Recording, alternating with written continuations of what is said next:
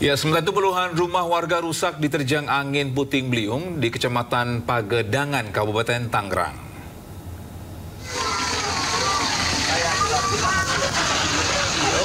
Ya, beginilah kondisi pasca puting beliung menghantam rumah warga.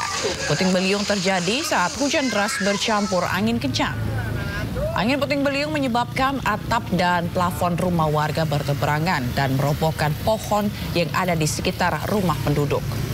Upaya evakuasi batang pohon dan sisa ambruknya atap rumah warga dilakukan secara swadaya oleh masyarakat setempat. Tidak ada korban jiwa, namun kejadian ini membuat rumah warga rusak yang membuat warga harus mengungsi.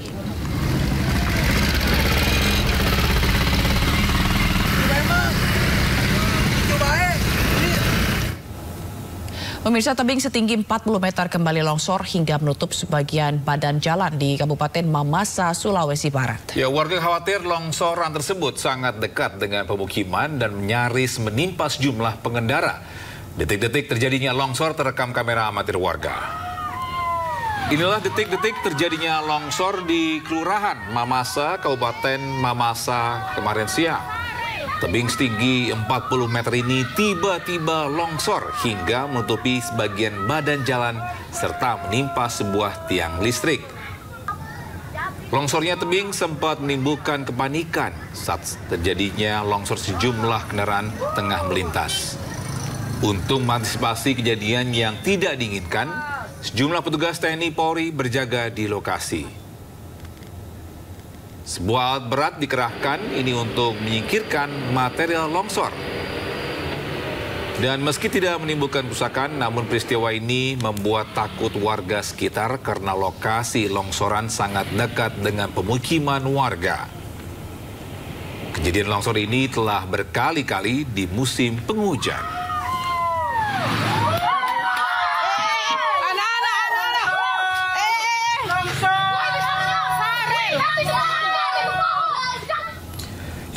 Masih dari Jawa Barat, dampak gempa bumi yang berpusat di Garut juga dirasakan di beberapa wilayah sekitarnya. Rumah warga di Kabupaten Cianjur, Jawa Barat turut mengalami kerusakan. Gempa tersebut juga dirasakan guncangannya hingga Tasikmalaya, hingga gedung fasilitas umum dan beberapa rumah warga pun terdampak. Inilah rekaman video warga pasca terjadinya gempa bumi berkekuatan 6,2 magnitudo di Kabupaten Garut yang menyebabkan plafon atap rumah warga ambruk di Kecamatan Cidaun, Cianjur Selatan, Jawa Barat.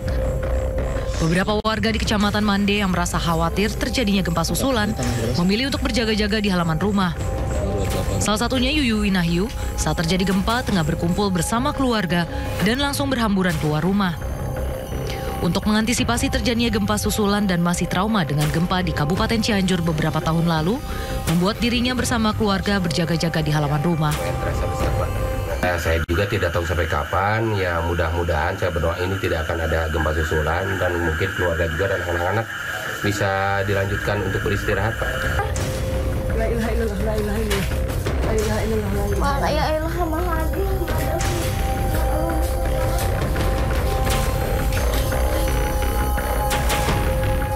Selain Cianjur, gempa yang berpusat di Garut, Jawa Barat juga dirasakan guncangannya hingga Tasikmalaya. Kepanikan sempat terjadi sehingga warga berhamburan keluar rumah untuk menyelamatkan diri. Gempa juga merusak rumah warga di Salawu dan salah satu masjid di Cisayong. Gempa juga mengakibatkan kerusakan pada bagian atap plafon gedung Sekretariat Partir Cabang Gerakan Pramuka Kabupaten Tasikmalaya dan atap plafon dari Rumah Sakit SMC Kabupaten Tasikmalaya. Menurut salah seorang saksi, Nasmi, gempa dirasakan saat mereka sedang melakukan rapat di gedung atas dan kemudian semua peserta langsung berhamburan keluar gedung yang kemudian diikuti oleh ambruknya bagian plafon gedung. Awal itu ada guncangan yang cukup kecil. Awalnya kawan-kawan biasa saja dan tidak dihiraukan. Tapi semakin kesini itu semakin membesar guncangan yang dirasakan oleh. Hingga saat ini belum ada laporan korban jiwa pasca terjadinya gempa 6,2 magnitudo yang berpusat di Garut. Dari Tasikmalaya dan Cianjur, Jawa Barat, Asep Juharyono dan Andi Ihsan melaporkan. Pemirsa, Pusat Vulkanologi dan Mitigasi Bencana Geologi menyebut gempa bumi merupakan gempa bumi terburuk yang terjadi sepanjang tahun 2024.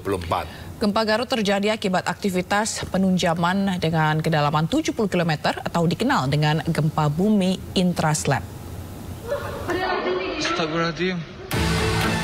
Pasca gempa bumi yang melanda Laut Jawa Barat Selatan, PVMBG menyebut jika gempa tersebut merupakan gempa bumi merusak ke-8 sepanjang tahun 2024. Dari data Badan Geologi, kekuatan gempa tersebut berkisar 6,2 magnitudo dengan kedalaman 70 km.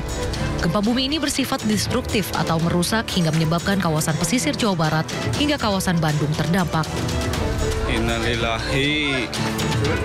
Kerusakan bangunan serta korban luka-luka terjadi akibat gempa bumi tektonik tersebut. Gempa bumi yang melanda Laut Jawa Barat Selatan ini diakibatkan oleh aktivitas penunjaman atau dikenal dengan gempa bumi intraslab. Gempa bumi intraslab merupakan jenis sumber gempa tektonik yang memiliki kedalaman 70 hingga 300 km. Gempa bumi intraslab terjadi akibat pecahnya batuan dalam slab lempeng.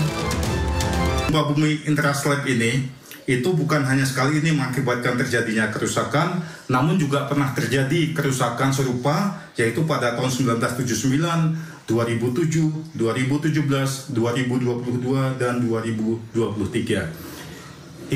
Hingga saat ini, Badan Geologi berkoordinasi dengan BMKG maupun BNPB. Adapun dampak yang dirasakan hingga saat ini adalah kejadian gempa bumi ini mengakibatkan terjadinya korban luka-luka, kemudian kerusakan bangunan. Badan Geologi menghimbau agar tidak termakan hoaks serta tetap waspada dengan gempa bumi susulan. Selain itu, bagi warga yang mengalami kerusakan bangunan agar dapat mengungsi ke tempat yang lebih aman. Dari Bandung, Jawa Barat, Erva David melaporkan. Kita ke informasi lainnya, pemirsa, waspada demam berdarah. Di Bekasi, Jawa Barat, Dinas Kesehatan mencatat 16 kasus kematian akibat DBD. Dan untuk mencegah penyebaran penyakit tersebut, pemerintah Kabupaten Mojokerto, Jawa Timur melakukan fogging massal di seluruh desa.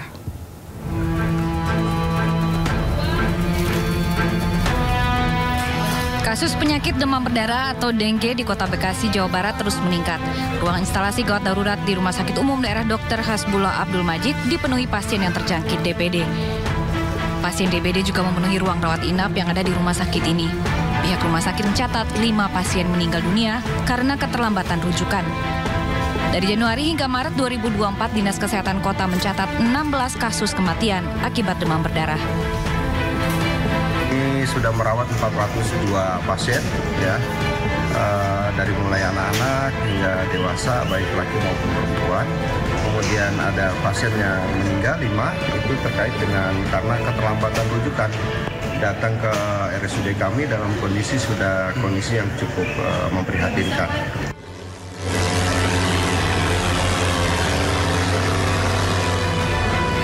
Salah satu upaya mencegah penyebaran demam berdarah, pemerintah kabupaten bersama Polres Mojokerto gencar melaksanakan fogging massal di seluruh wilayah mereka. Pengasapan atau fogging menyasar tempat-tempat penampungan dan juga saluran air warga. Ya memang di bantaran sungai, dibilang di bantaran sungai, mungkin kita sudah dari pemerintahan desa sudah selalu kerja bakti gotong royong memberikan selokan.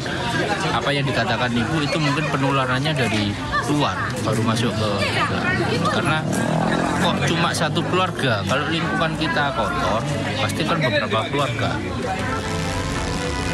Penularan demam berdarah berasal dari nyamuk Aedes aegypti. Untuk menghentikan perkembangan nyamuk, warga diimbau agar menerapkan 3M, yaitu menguras bak mandi, menutup penampungan air, dan juga memanfaatkan kembali limbah barang bekas. Dari Bekasi dan Mojokerto, Rahmat Hidayat, Solahuddin, iNews melaporkan. Iya, bukan hanya di Jawa, mungkin di Ibu Kota pun juga kita harus waspada juga. Kasus angka demam berdarah ini sedang naik juga ya. Dan ini hampir di seluruh daerah gitu ya. Togi, dan mungkin bisa melakukan pencegahan dini seperti melakukan 3M. 3M, saya tahu 3M itu duit, 3M. Ada yang paling 3M ya, singkatannya 3M apa nih? Kalau 3M duit juga saya mau ya, tapi kalau 3M itu menguras, mengubur, dan juga menutup. Menguras, gitu. menutup dan mengubur. Oke, jadi berarti biar di lingkungan menutup perampungan air, mengukur barang bekas, Setuju. gitu, dan juga menguras biar airnya juga tidak ada jentik-jentik nyamuk. Dan mungkin harus kerjasama dengan RT RW juga untuk terkait dengan fogging. Jadi mungkin harus ada mungkin sekali sebulan atau per 2 minggu. Jadi harus masif gitu ya, foggingnya dilakukan.